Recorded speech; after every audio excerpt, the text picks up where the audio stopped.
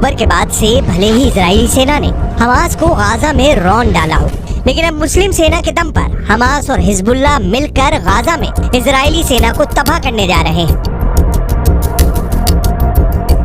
Israel की Mossad और America की CIA को एक ऐसी खुफिया जानकारी मिली है जिसने इजराइल के PM बेंयामिन नेतन्याहू और अमेरिका के राष्ट्रपति बाइडेन को बुरी तरह से चौंका दिया है। दावा तो यहाँ तक किया जा रहा है कि गाजा में हमास ने हिजबुल्लाह के साथ मिलकर पूरी तैयारी भी कर ली है। हम आपको पूरी खबर डिटेल के साथ आगे बताएंगे, लेकिन उससे पहले ये जान लीजिए कि इस वक्त 41 किलोमीटर लंबी और 10 किलोमीटर चौड़ी गाजा पट्टी में इजराइल की IDF आखिर क्या कर रही है।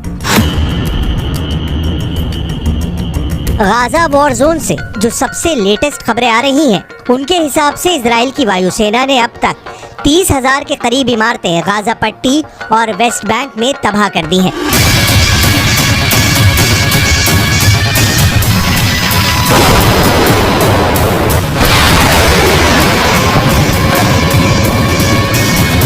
हमास के लगभग 5,000 ठिकाने भी इजरायली सेना तबाह कर चुकी है। यहाँ तक कि हमास के टॉप 9 कमांडर भी मारे जा चुके हैं, जबकि 3,500 से ज्यादा फिलिस्तीनी मारे जा चुके हैं।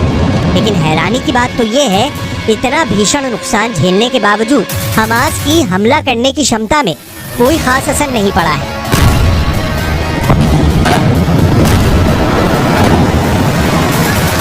खबर आ रही है कि हमास के 25,000 लड़ाके इजराइल के हमलों से बचने के लिए सुरंग में पहुंच चुके हैं। खबर ये भी आ रही है कि Iran, Pakistan, Syria, Lebanon, Jordan, तुर्की और काफी हद तक मिस्र अंदर ही अंदर हमास को बेहद मजबूत और ताकतवर करने में जुटा है। इसीलिए बार बार इजराइल अमेरिका से कह रहा है कि अगर हमने गाजा पट्टी में राहत सामग्री भेजने की अनुमति दी तो फिर हमास रूस और चीन के खुफिया एजेंटों के जरिए इजराइल के खिलाफ कई तरफ से मोर्चे खोल सकता है।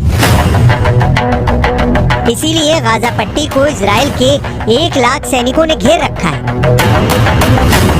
इसीलिए इजराइल के सैकड़ों टैंकों ने गाजा बॉर्डर पर पूरी तरह से कब्जा कर लिया है। लेकिन इजराइल के साथ अब दिक्कत ये हो गई है कि पूरा मुस्लिम वर्ल्ड इजराइल और अमेरिका के खिलाफ जिहादी नारे लगाने में जुटा है।